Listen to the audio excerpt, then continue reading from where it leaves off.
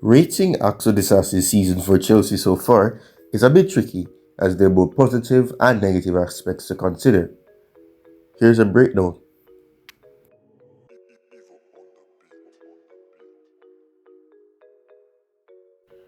The positives: adapting to a new league. Joining a new club and league can be challenging, but Disasi has settled in relatively well. He started 19 of Chelsea's 22 Premier League games, showing the manager's trust in him. Solid defending. Disasi has generally been reliable in the defense, averaging 3.15 clearances and 1.17 tackles per 90 minutes. He is also strong in the air, winning 56% of his aerial duels. Contributing offense. Although primarily a defender, Disasi has scored one goal and has displayed offensive threat, making 3.15 progressive carries per 90 minutes. Obviously, as we would have mentioned, there are negative aspects as well, and these are the negatives in Disasi's season so far. Conceding goals.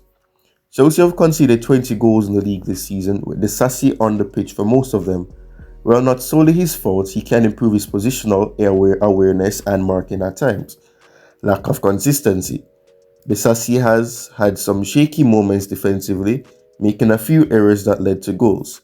He can be prone to lapses in concentration at times. Limited impact. While solid, Disasi hasn't consistently made game-changing plays or significantly blustered Chelsea's defense.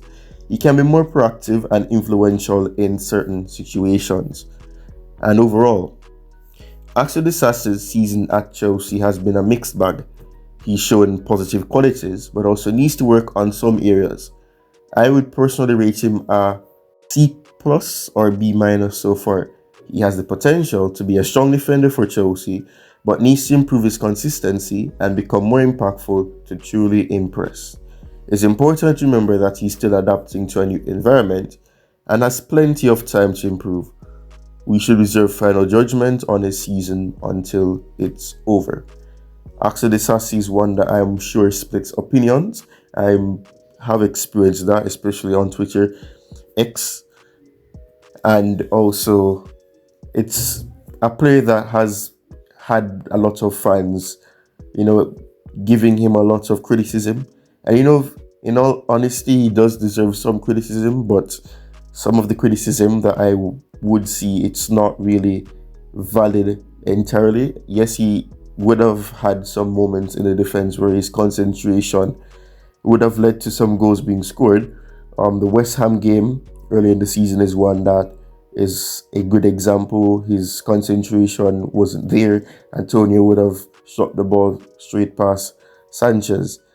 However, there are other aspects of his game that are positive. He's distributing the ball well. He has played as a right back in instances for Pochettino based on injuries to Gusto, and if Gusto is recovering and isn't seen as the ideal option to start. And James obviously being injured for most of the season so far has also facilitated Disasi being played not only as a centre back but also as a right back as well.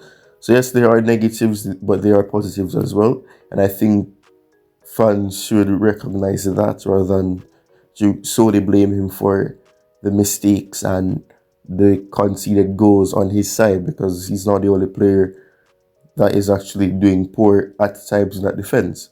But Disasi deserves some plaudits, and he does obviously deserve some criticism for some mistakes that would have been made on his end. Cheers.